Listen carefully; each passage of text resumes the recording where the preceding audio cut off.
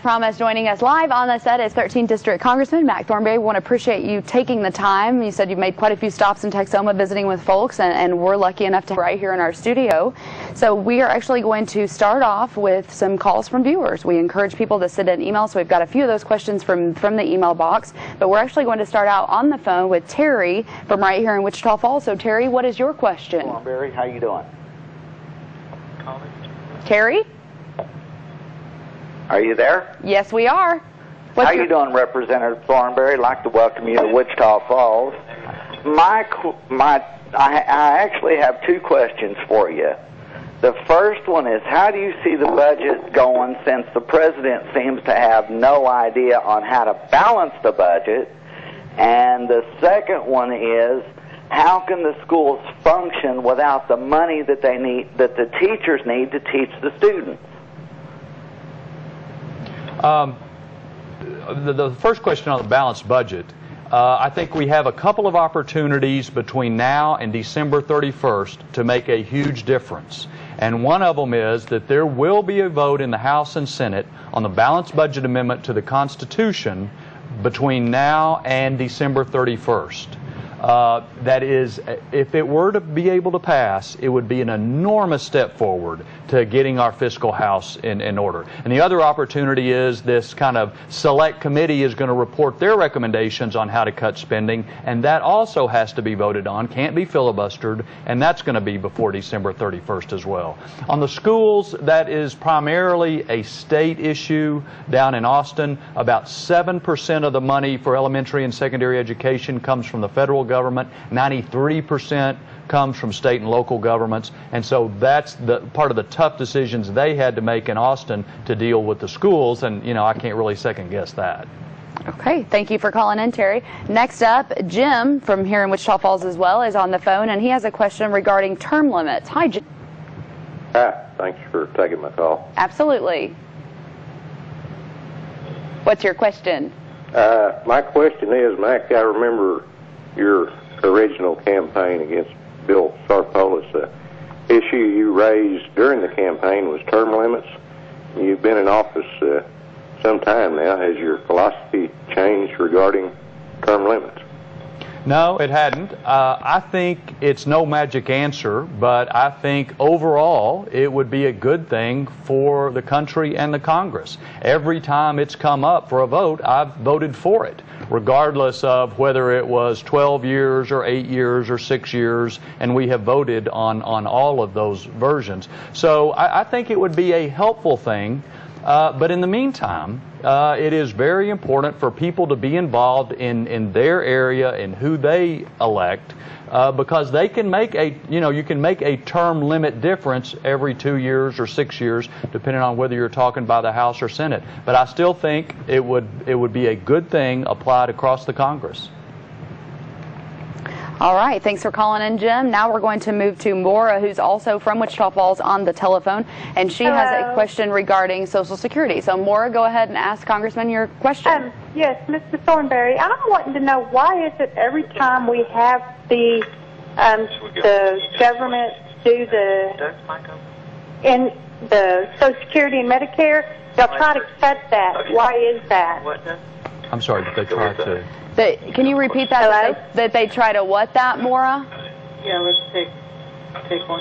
Can you repeat? Hello? Can you repeat your question, please? Why do they take the Social Security and Medicare? Why do they always want to cut that? Why do they always want to cut Social Security and Medicare? Well, I think the bottom line is that Social Security and Medicare are up a bigger and bigger portion of the federal budget. As a matter of fact, 60% of the federal budget today are what's called entitlements or mandatory spending. And Social Security and Medicare are the biggest ones, but also Medicaid, food stamps, unemployment assistance, and so forth are part of it. I don't think anybody wants to change the rules on Social Security and Medicare for the people who are beneficiaries now. But we do have to make some changes for younger people usually under the age of 55 is what the discussion has been about, make changes for them so that we can keep those programs alive. As it is, Social Security is running out of money. Medicare is even in worse financial shape. So if we don't make some changes, those programs are not going to exist in the future. But doing so for younger workers who have time to make adjustments in their planning seems to be the way it makes sense. Going along those same lines, thank you, Maura, for your call. Sherry Ann Wonderland emailed the question in, and she says, why doesn't Congress take a pay cut instead of taking money from folks drawing Social Security or Medicare? I'm sure you've heard that one before. This is not your first rodeo on that question, sure, I'm sure. Sure. And there's lots of misinformation going around about Congress's pay and so forth. There has been no increase in Congress's pay for 3 years, no COLAs, a lot of the other misinformation that's going along. And as a matter of fact, we did cut Congress's budget by 5% in January, and the House voted to cut it another 6% in July. So the money spent on Congress is going down. And every part of the federal government, we have to at least look at that funding because we're in such serious financial shape.